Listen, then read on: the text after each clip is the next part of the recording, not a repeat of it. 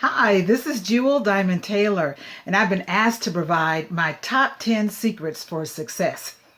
Of course, there's more than 10, but I think what I'll do is I'll focus on the ones that are most recurring themes when I'm asked to do a keynote presentation or when I'm doing life coaching. There's some constant themes that seem to come up when people feel stuck, when they are frustrated, when they feel like a failure, when they're fatigued and they're tired and burned out and just don't know what to do. Well, there is a secret I love to share with you, and I talk about it so much in all of my books. And two of the books I talk about it a lot in are my book, Success Gems, and another book I wrote, Shift, S-H-I-F-T, Shift Happens. And so that brings me to the point. The main thing is to keep the main thing the main thing. Why? Because shifting will happen. Stuff happens. You just got to stay focused. What do you want to do? You want to write a book? You want to retire? You want to get your children through college? Or you want to get through college? Do you want to start a business or a ministry? Are you trying to get clean and sober? Maybe you want to buy a house. Maybe you just want to have a stronger prayer life or more confidence. Maybe you want to start public speaking. Well, the main thing is to keep the main thing the main thing. Because on the way, you're going to experience setbacks and challenges and obstacles and temptations, a change of plans, a change of weather, a change in you, a change in the people around you.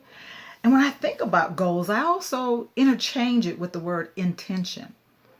When I get an intention and I put my attention on my intention, put some energy behind it, things begin to happen. If you want to experience some momentum and results, get focused. Keep the main thing the main thing. This is one reason why we love athletes. They're so focused. They're focused on the end game. When it comes to football, it's about the end game. They put it all on the field, and they have a coach, and they're focused on the ball. So when you're carrying the ball, what is it? What is that goal that you're carrying? What is it that you want to achieve? You're trying to lose some pounds? You're trying to have a healthier life? You want to get clean and sober? You want to travel? You want to start a business? You want to start a blog? You want to get your website up? You want to get more customers? You want to have more peace in your life? You want to improve your family life? Well, you got to keep the main thing the main thing.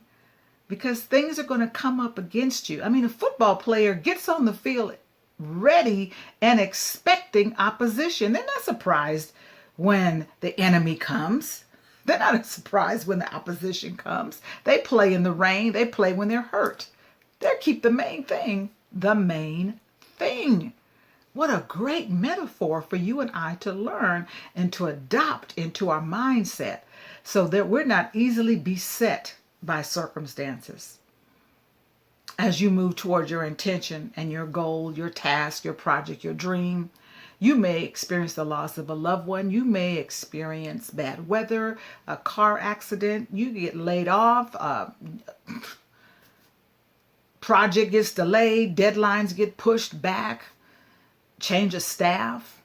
Change of heart. Sometimes you may not even have enough confidence in yourself, or someone said something or someone did something, and all of a sudden you lose that energy and that get up and go just got up and went. You got to keep the main thing the main thing. You have to learn how to say no to people. You have to say no to those invitations and those temptations that get you derailed and get you off track. Keep the main thing the main thing. Now, what is the main thing? Do you have it written down? Have you visualized it? Have you shared it with anybody? I think when it comes to being committed to a goal, a project, a task, a dream, a purpose, when I hear the word committed, I often think, well, maybe that's how they came up with the word committee. A committee is a team of people that are committed to making something happen. A profit line, more customers, efficiency, excellence, branding, marketing. They are committed to an end result. And that's what I do as a life coach. You know, we all need somebody that we can be accountable to. Someone that's going to hold your feet to the fire and keep your hand on the plow. Someone that you have to be accountable to. And what I find is that when people are isolated or single and there's no one there to make sure they're taking their vitamins or exercising or eating the right food or doing their study time or getting to the meeting or turning off the television, we kind of slip and you kind of procrastinate and you get off track and you talk yourself out of doing what you know you need to do. So get yourself a committee. I don't care if it's a committee of 1 or 2 or 3, but get some people around you that are going to hold you accountable and that want your best interests. And they're not going to be speaking naysaying into your ear. You don't want the haters on the committee. You want people that got you and that want to see you win, and they want to see the end game with you or for you. It's so critical. I write about it in my books. The main thing is to keep the main thing the main thing. Be the superintendent of your life. Superintend that you're going to make it happen. Superintend that you're going to stick with it no matter what. Okay, you may get off track sometimes. You know, the deadline may be pushed up a little bit. It may not happen exactly when you want it to happen. But when you have a committee to help you stay committed, they will help you with the how, the when, the why. And you know, you need to know why you're doing it, when you're going to do it, how you're going to do it, who you're going to do it with. And I promise you, if you can get that figured out, and you get clarity with your goal and your intention and your focus, you'll start to see some progress, and you won't be so easily burned out, and you won't put so much on your plate. Some things have to go. Some things have to have a low priority. What's on your A list and what's on your B list. And if you focus on your A list, make sure you got a plan B if something happens. Because shift will happen. I promise you. So you got to have a made up mind. You got to be convicted. You got to be confident that you're going to stick with it no matter what. Getting clean and sober. Getting rid of those extra pounds. Finishing that book. Taking that class. Building up your self-esteem. Healing from your wounded past. You got to keep the main thing the main thing. Because you're powerful and you can do it. You're a giant. You are an achiever. Be around the shakers, the movers and the shakers. Be around people that are on fire. Be around people that are making things happen. Because when you're in proximity of power, when you're in proximity of other people that are focused and doing things, they don't have no time to talk about you. They're not trying to get in your way. They're so focused on what they're doing. But sometimes you need to get in the proximity of power of people that are doing things so that it'll be contagious, and that energy and that focus and that enthusiasm and that perseverance and that stamina and that faith begins to rub off on you. This is just number 1. I got 9 more to go, and they're not coming to you in any order of importance. They're just the top 10 that I think will really empower you and take you to the next level. Thank you for watching. Intangible goals. I believe in setting intangible goals. What do I mean by that? I mean, a lot of times we're asking and believing God for material things. I want a new car. I want a new house. I want to have a better body. I want to have a better relationship. I want a better job. I want a business. I want to travel.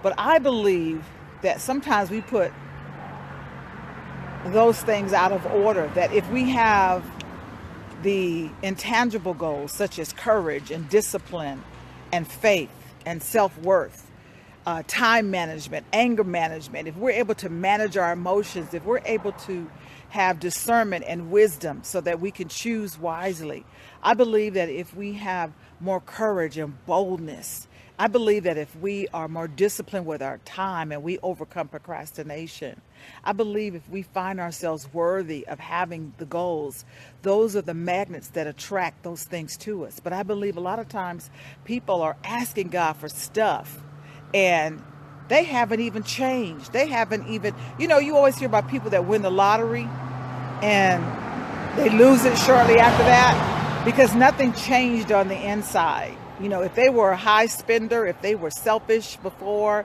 if they had some poor time management skills and money management skills, that money, they just blew it. If they were a people pleaser, they gave it away to everybody else. So we have to work on the inside before we start asking for things on the outside that are material.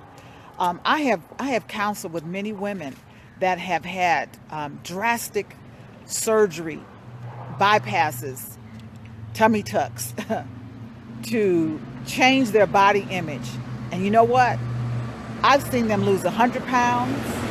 I've seen them drop in dress sizes drastically. But you know what didn't change was their opinion of themselves. They still were self-loathing. They still couldn't accept a compliment. They still looked in the mirror and saw the old person because nothing changed on the inside. I've seen women, you could walk up to them and tell them, you look beautiful. And they can't receive it.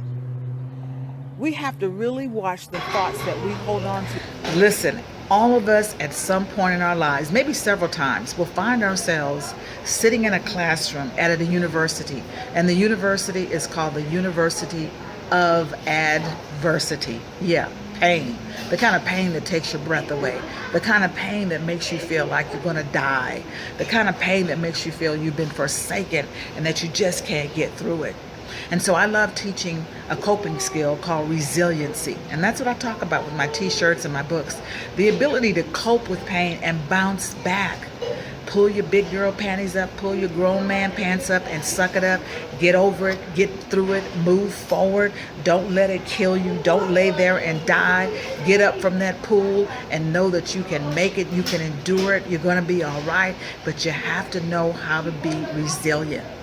A feedback I got from my sister when she was going through her divorce several years ago, and she was in heart-wrenching pain, and I felt bad, and I wanted to help her, and I wanted to fix it, and I wanted the pain to go away. And I realized that, when we're baptized in our tears, our blood and our sweat and our pain, when we're baptized in our own tears, we have to come up out of that pool a different person. We have to come up and realize that we have to walk by faith and not by sight. And so when she would call me crying and overwhelmed, I love what she shared with me. She says, Jewel, what you said to me that helped me to get going again. She said, Jewel, you've got to pray with your feet. And I love that because it's so true. Prayer without works is dead. You can't just lay there and just ask God to fix it for you. You have to get up and do your part and be a co-partner with God, a co-creator, and know that you have to take action when you're feeling overwhelmed with pain. And you have to embrace the pain. Pain comes as a teacher. What is your pain teaching you? I'm going to say it again. Pain is a teacher. It wakes us up or it can shut us down. It's like a diamond. When pain comes, it can either polish you up and make you brighter, or it can crush you into tiny pieces. Pray with your feet when you find yourself in a storm. Pray with your feet when you find yourself in the classroom at the University of Adversity. Get in the front row, pay attention, take notes, because pain is teaching you something. It's teaching you about discernment. It's teaching you about courage. It's teaching you about faith. It's teaching you about other people. It's teaching you life. It's teaching you how to endure. It's teaching you how to go for it. It's teaching you how to believe in yourself. It's teaching you about consequences of choices. It's teaching you about relationships. Pain is a teacher. It's teaching you that life is full of cycles and seasons and changes. Life brings to us things we cannot change and we cannot fix and we cannot control. What is pain teaching you? Get in the front row of the University of Adversity. Take notes. Pay attention so you don't have to take that class again. And if you do find yourself in that class again of pain, look at your notes and remember that God brought you through the last time.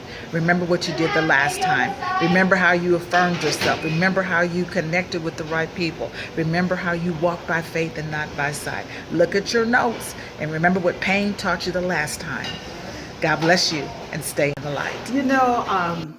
Being on the road for 30 years as a motivational speaker, life coach, and author, I tend to sometimes take for granted my journey and my testimony.